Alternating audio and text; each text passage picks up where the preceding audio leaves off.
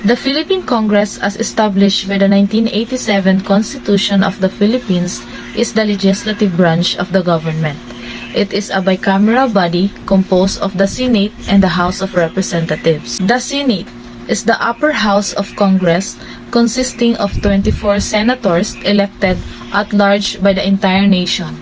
Senators serve 6-year terms, with half of the Senate up for the election every 3 years. This staggered election system ensures continuity and experience within the Senate. Senators represent the interests of the entire nation, not just a specific region.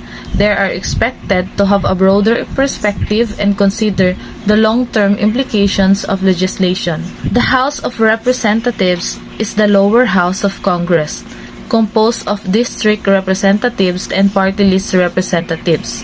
The Constitution states that the House shall be composed of not more than 250 members unless otherwise fixed by law, with at least 20% of the seats reserved for party list representatives. Both the Senate and the House of Representatives share the responsibility of passing legislation.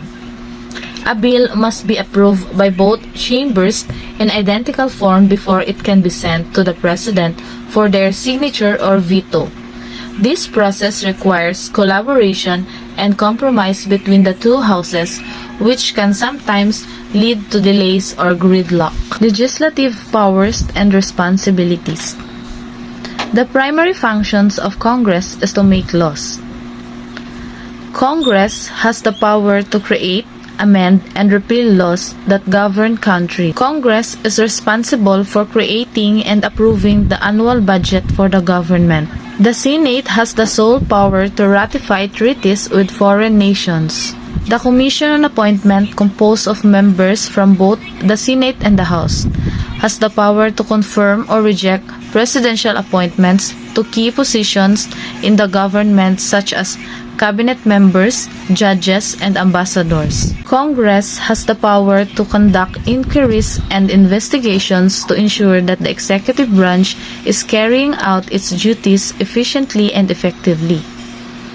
The House of Representatives has the sole power to impeach officials, including the President, Vice President, and the members of the Supreme Court. The Senate then conducts the trial to determine whether to remove the officials from office. Congress has the sole power to declare war, although the President may engage the hostilities in times of national emergency subject to congressional authorization. The Senate is often seen as the more deliberative chamber, with its members serving 6 years term and representing the interests of the entire nation. House of Representatives is more responsive to public opinion, with its members serving 3-year terms and representing specific district. It is also responsible for initiating revenue bills, meaning any proposal to raise taxes must originate in the House. This means they were born a Filipino citizen, not naturalized later. This ensures a certain level of maturity and experience. This ensures that they are actively participating in the democratic process. This demonstrates a commitment to the country and its people.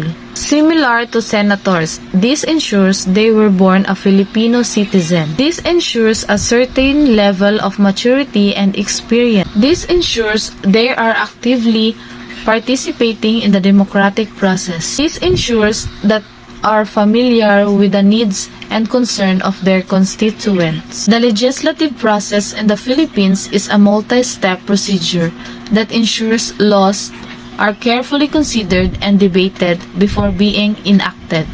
It begins with the introduction of a bill, a proposed law, and culminates in its approval by both houses of Congress and the President. The legislative process is not just a technical formality. It is the cornerstone of a democratic and accountable public administration.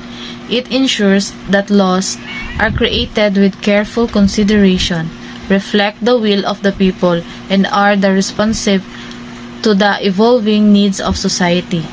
It is true that This process that we, as citizens, can actively participate in shaping the future of our communities and ensuring that public administration serves the greater good.